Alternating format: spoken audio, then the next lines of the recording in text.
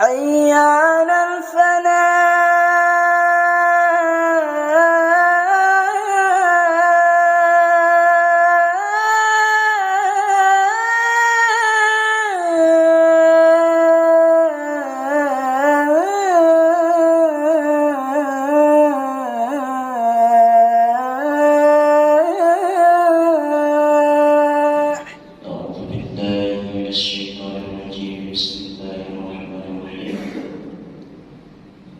Assalamualaikum warahmatullahi wabarakatuh.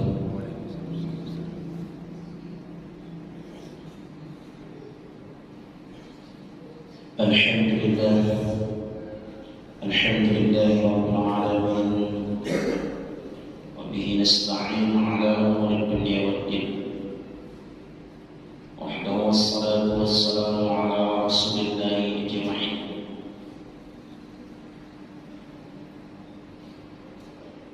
Asyhadu an la ilaha illallah wa asyhadu anna Muhammadan abduhu wa rasuluh.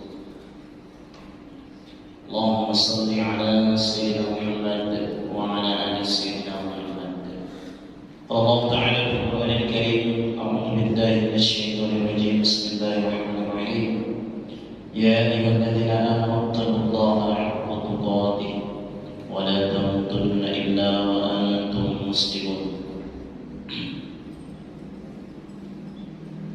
Para jamaah salat zuhur yang semoga dirahmati oleh Allah Subhanahu wa taala. Bersyukur kita kepada Allah Subhanahu wa taala atas segala limpahan rahmat dan karunia yang Allah Subhanahu wa taala berikan kepada kita, sehingga kita bisa hadir di masjid ini dalam rangka melaksanakan kewajiban kita. Salat zuhur dalam hal ini kita laksanakan berjamaah. Yang kedua, kita ucapkan salawat kepada Nabi Muhammad sallallahu alaihi wasallam. Allahumma shalli ala sayyidina Muhammad wa ala ali sayyidina Muhammad. Mudah-mudahan kelak kita semua mendapatkan syafaat dari Nabi Muhammad sallallahu alaihi wasallam. Bapak Ibu yang semoga dirahmati oleh Subhanahu wa taala, pada kesempatan kali ini kita mempelajari tentang fikih. Dalam hal ini adalah fikih tentang fi'hul buyu' atau kemudian muamalah. Dan kitab yang kita baca adalah kitab Kifayatul Akhyar Imam Taqiyuddin Abi Bakar bin Muhammad Al-Husaini. Kitab ini adalah kitab yang cukup lengkap dan lengkap dengan dalil dan sangat tidak pembahasannya tidak bertele-tele. Baguslah. Bapak Ibu yang semoga dirahmati Allah Subhanahu wa taala.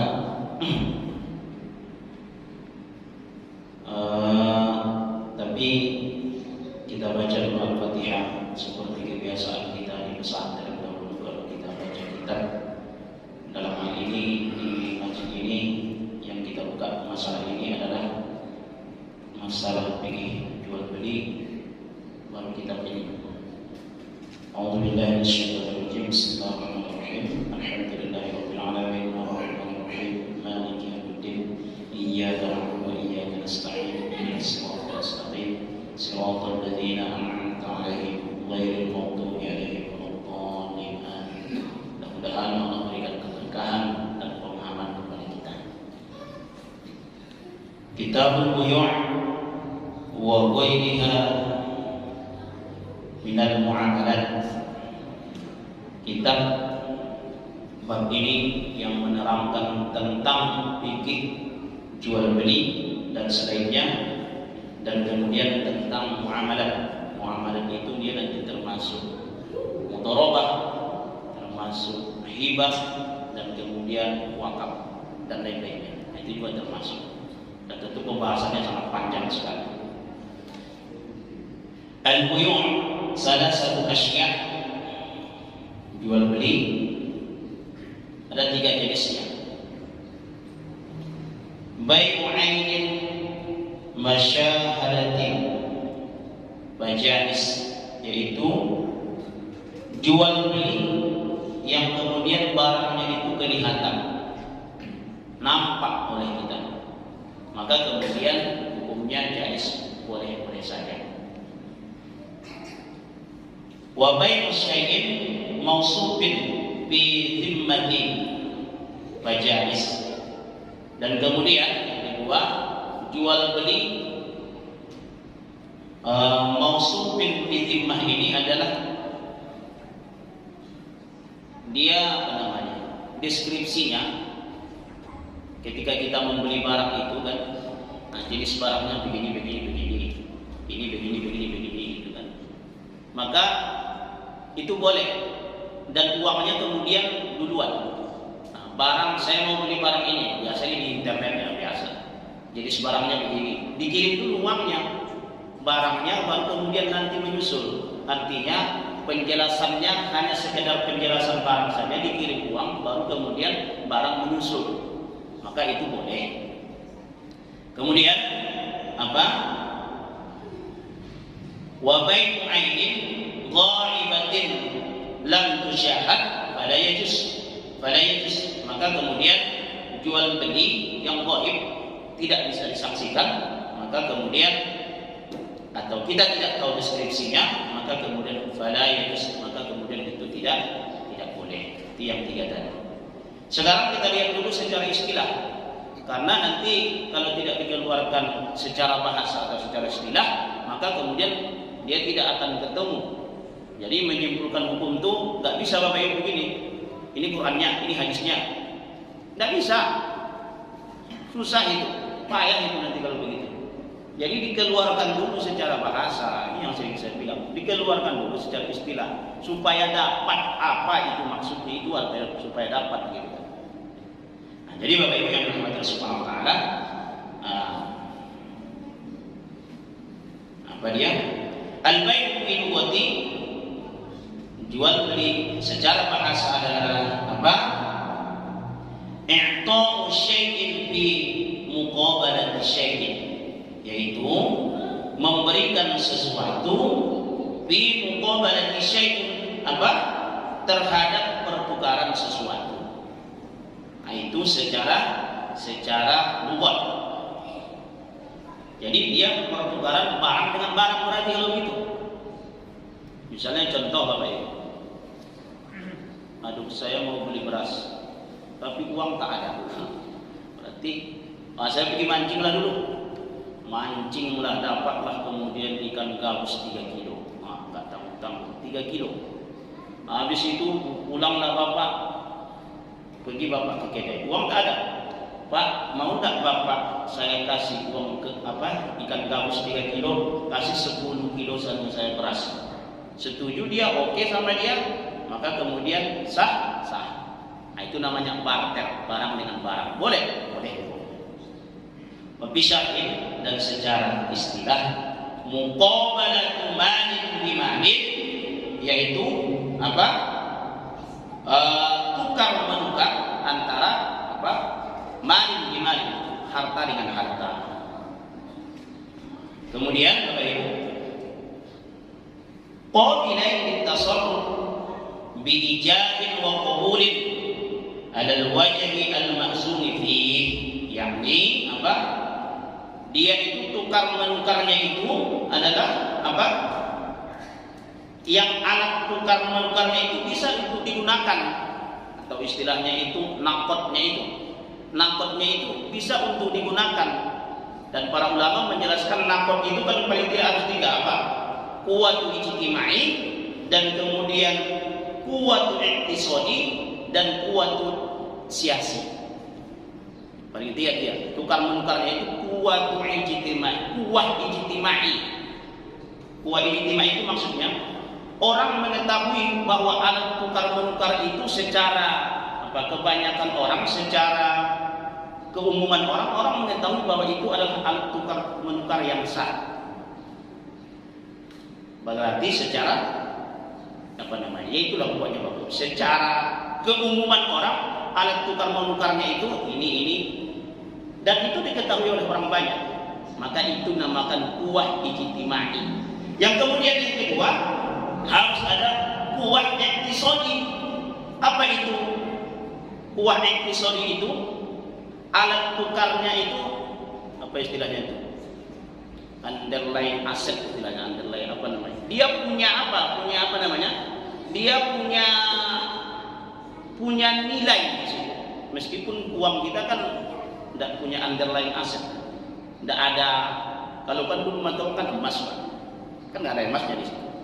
Tapi dia uang kita itu dia diakui secara kuasiasi, secara negara. Dia dibenarkan secara negara, secara umum juga kemudian orang mengetahui itu alat tukar menukar. Nah, kemudian secara politik juga diakui, uang kita itu diakui secara politik. Makanya mohon maaf Bapak Ibu, Bitcoin itu di situ letak keharaman. Tidak bolehnya itu di situ. Bitcoin itu kan ada apa istilahnya? Dia yang pernah dimunculkan pada tahun 2009 oleh orang Jepang. Uang alat tukar elektronik, ya. Orang Jepang itu tidak diketahui sampai sekarang siapa orang itu Bitcoin itu. Makanya itu berbahaya. Mohon maaf.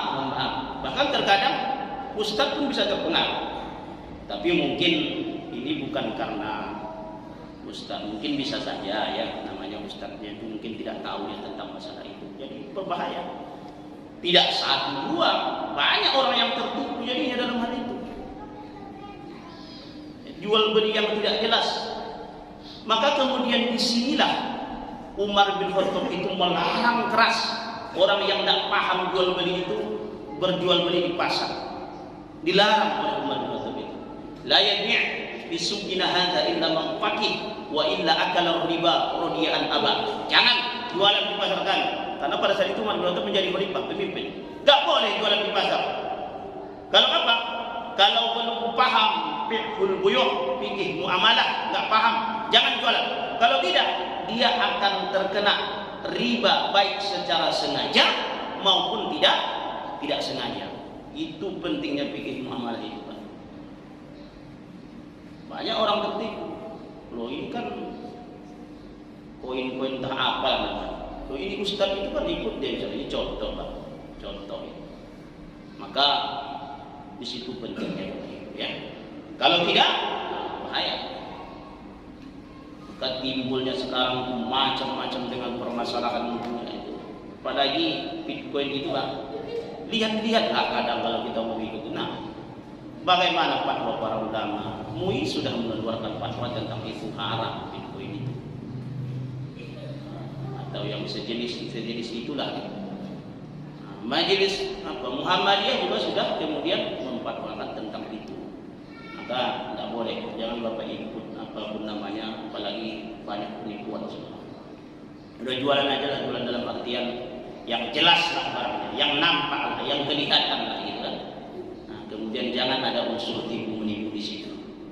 Nah, jadi kemudian kembali kepada tadi, biijabin wa qabulin, dengan ijab dan qabul. Ala wajhi al-ma'zuni fi, yakni dengan secara syariat yang dibenarkan, tidak ada boror, tidak ada riba, tidak ada kemudian unsur yang lainnya tipu-tipu dalam hal itu. Maka disinilah kita pentingnya belajar apa? Belajar tentang fikih jual beli, fiqhul buyuh, atau kemudian fikih muamalat dan lain sebagainya. Nah, Bapak Ibu, ini baru kita jelaskan tentang secara lugah dan secara syarak. Insyaallah pada pertemuan berikutnya baru kita kutip tentang dalil yang berkaitan tentang fikih kitab buyuh ini. Bapak Ibu, semoga rahmat Allah Subhanahu wa taala yang dapat saya sampaikan semoga bermanfaat. Nah, kita tutup dengan doa. Subhanallah wa bihamdika asyhadu an la ilaha illa anta astaghfiruka wa atubu ilaik. Wassalamualaikum.